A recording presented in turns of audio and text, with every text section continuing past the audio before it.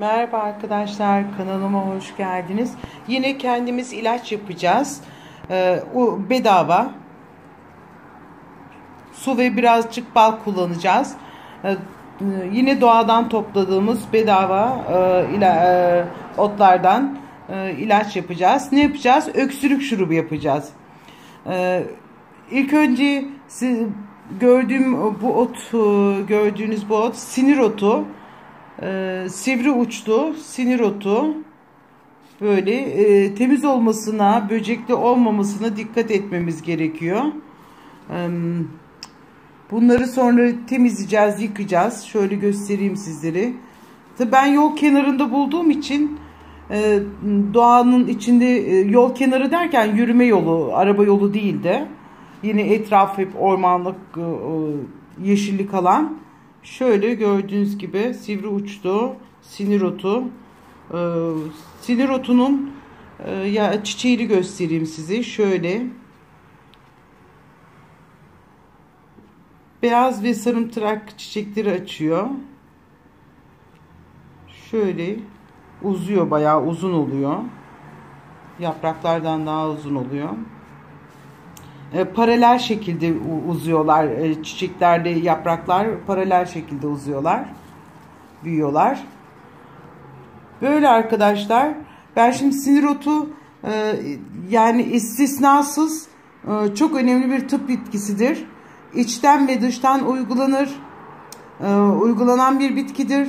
2014 yılının tıp bitkisi unvanını almıştır. İyileştirici özelliği yapraklarındadır. Yaprakları ve çiçekleri yenilebilir. Yiyebiliriz yani. İmmün sistemini pozitif yönde etkiler. Öksürük, bronşiyal durumda sinir otu iyi bir alternatiftir. Antibakteriyeldir, yatıştırıcıdır, anti-enflamatuardır, öksürük kesicidir, yarayı iyileştirir, yani büzer, iyileştirir, antispazmatiktir, yani krampı çözer, karaciğeri korur ve antiviraldir. Ateş, şişkinlik, güneş yanığı, kurdeşene karşı da etkili bir alternatif tıp bitkisi arkadaşlar. Ben Spitzwegerich diye geçiyor Almanca'da. Türkçe karşılaştırmasında sinir otu, damar otu, sivri yapraklı sinir otu olarak gördüm. Böyle size söyleyeyim. Yalnız şimdi ormandasınız, dışarıdasınız, bir sinek ısırığı, bir yara, bir ne bileyim bir şey oldu. Şöyle alıp yaprağı şöyle büzüyorsunuz. Ondan sonra ağzınıza atıp hafif çiğniyorsunuz. Ve sinek ısırığı, keneydi, şuydu, buydu, ne varsa ağzınızda bunu çiğnedikten sonra çıkarıp o yere sürüyorsunuz, indiriyorsunuz üzerine. Çok önemli, çok etkili bir içerdiği maddeden dolayı çok etkilidir. Antibakteriyeldir. Söylemiştik. Şimdi şurubunu yapacağız. Şurubu için gerekli olan malzemeleri sayıyorum sizlere. 250 gram sinir otu. Şimdi 250 gram sinir otu diyoruz.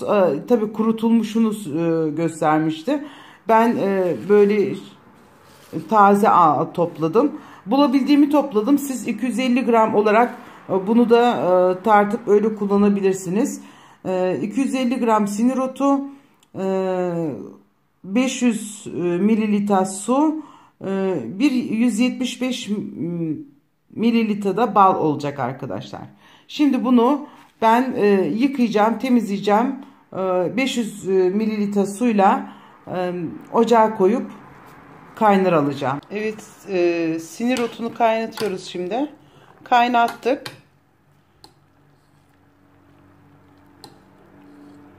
Gördüğünüz gibi.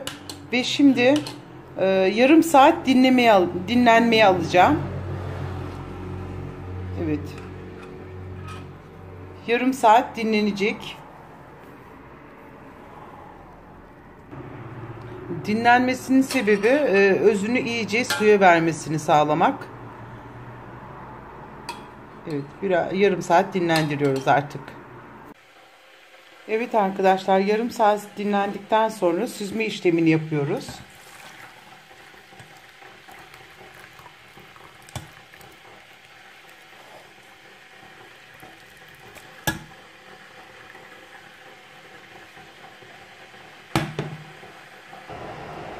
Süzdükten sonra tekrar tencereye alıyoruz ve gördüğünüz gibi bu ölçünün yarıya inmesini bekleyeceğiz arkadaşlar. Kaynatarak yarı ölçü haline gelmesini bekleyeceğiz. Evet arkadaşlar, gördüğünüz gibi ilacımız oldu ve yarıya indi, suyumuz kaynadı. Şimdi bitirdik işlemi. Evet, öksürük şurubumuz hazır oldu. Hemen hemen 200 mililitrelik ilacımız oldu. Öksürük şurubumuz oldu.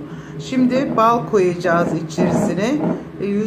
Ne kadar demiştik? 175 mililitrede bal koyacağız. Tatlandırma yapacağız.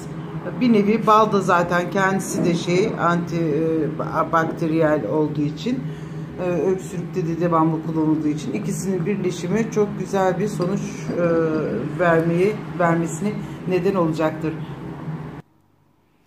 Şimdi önemli olan nokta, şurubumuzu çıkardık, bitirdik. Balı koymadan önce sıcaklığının 40 dereceye inmesini bekleyeceğiz. Şurada köpükler. 40 dereceye inmesini bekleyeceğiz ve ondan sonra balı koyacağız. İşlemi bitirmiş olacağız. Şurubumuz hazır olmuş olacak. Koyu şişede böyle de yapabilirsiniz. Kapağını kapatıp buzdolabında 1 veya 2 hafta bekletebilirsiniz. Zaten 1 yaşından küçükler için değil arkadaşlar. Bal olduğu için, nedense bilmiyorum, bal olduğu için 1 yaşındaki küçüklerde kullanılmıyor. Normalde büyük küçük herkes kullanabilir. Şurubumuzu da böylece dışarıdan, sokakta demeyelim de ormandan bulduğumuz otlarla, alternatif tıp bitkileriyle öksürük şurubumuzu da yapmış olduk. Teşekkür ederim izlediğiniz için. Kendinize iyi bakınız. Abone olmayı, beğeni atmayı, bildirimleri açmayı unutmayınız lütfen. Hoşça kalın.